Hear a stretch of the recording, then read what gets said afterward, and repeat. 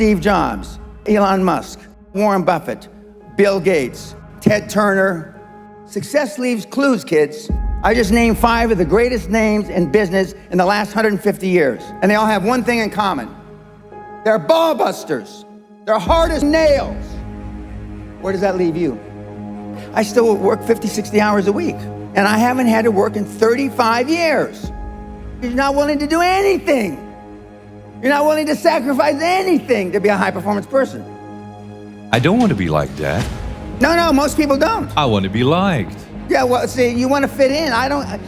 I'm the only speaker that you're ever going to hear that really, with all his heart, doesn't give a shit. If I leave here you liking me, I did something wrong.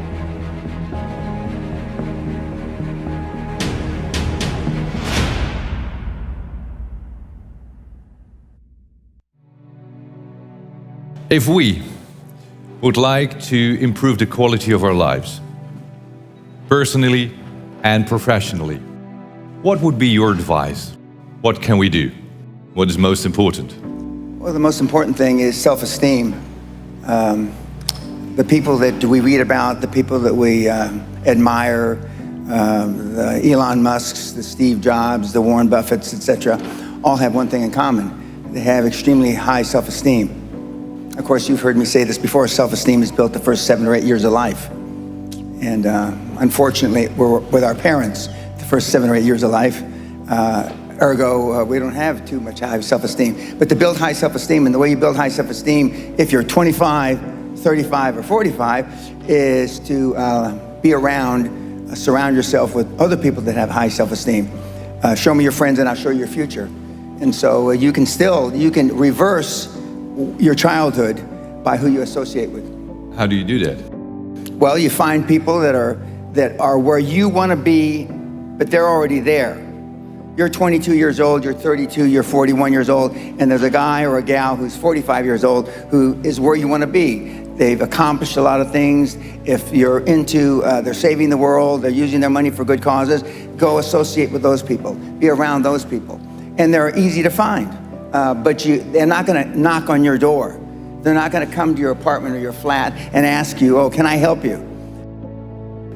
And the best tool I've ever seen, it's like it was designed for this, is LinkedIn. It's the best social media tool for what we're discussing. And you can find these people. Now just remember, everybody that's on LinkedIn, all the, 20 million or whatever people that are on LinkedIn are all there for one reason. They're there because they want to do business, they want to meet people. Unlike some of the other social medias like Facebook or Twitter. But I mean, LinkedIn, they're there for a common purpose. They have a common bond, they have a common goal. They want to expand their horizons, and it's a great tool. I had self-esteem. I didn't know till I got grown up and was an adult that everybody didn't have self-esteem. I didn't understand that. I didn't realize that everybody didn't have self-confidence. I didn't realize that everybody didn't have self-worth. Gallup did a poll in 2016, worldwide, 87.6% of all the people on the planet. We'll just round it off. 87% of everybody that walks the face of the earth, 7.65 billion people, are unhappy. The high-performance people, the one thing that they all have in common is they're hungry. Hungry for a better life. Hungry for change. Hungry for the tough love their parents didn't give them. So is that what it needs? You have to be hungry, you need to feel the pain? Growth only comes through pain. No pain, no gain. It's the same in life. If love got the job done, you wouldn't need podcasts, you wouldn't need seminars. It doesn't.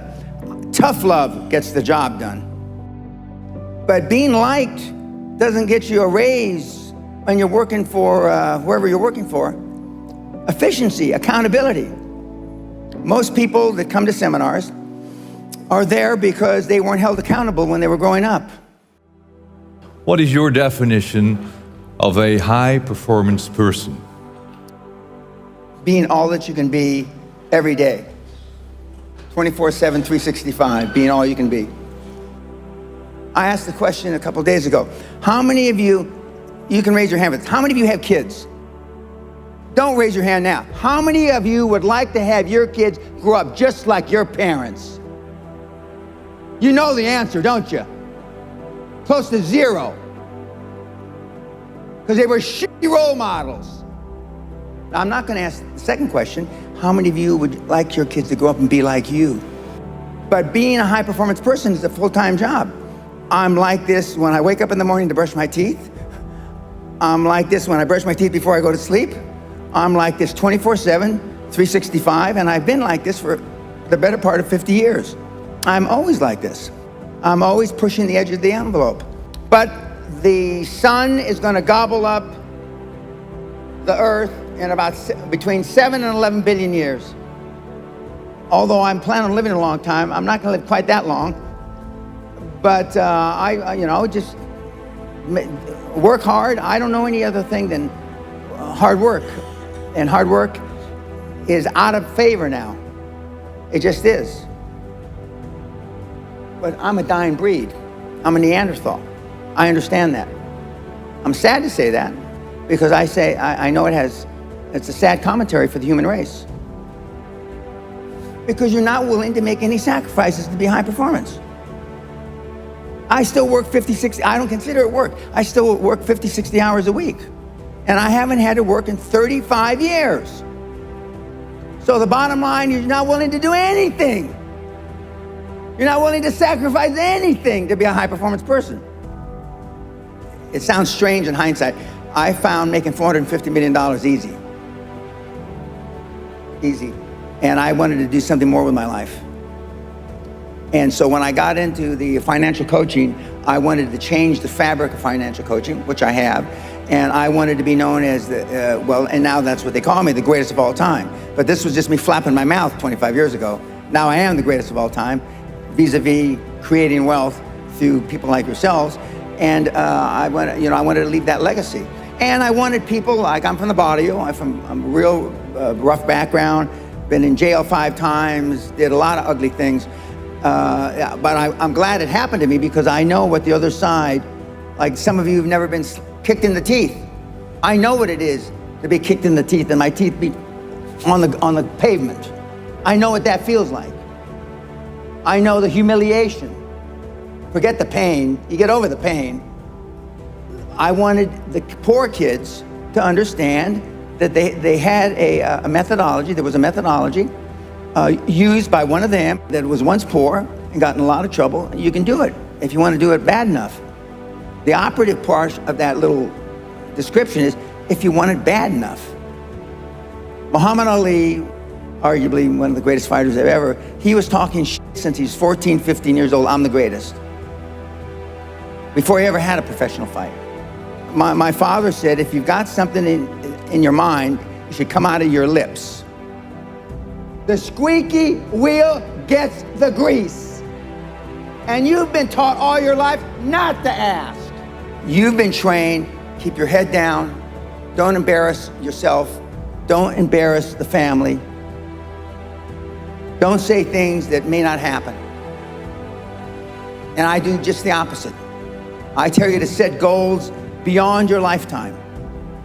I tell you to set goals as soon as humanly possible.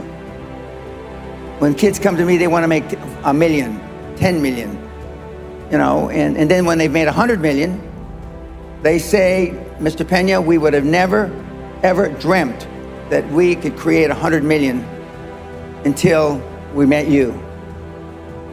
You will never exceed your highest expectation. You will never exceed your highest, craziest thought. Never. That's a guarantee. But kids, you can have whatever you want.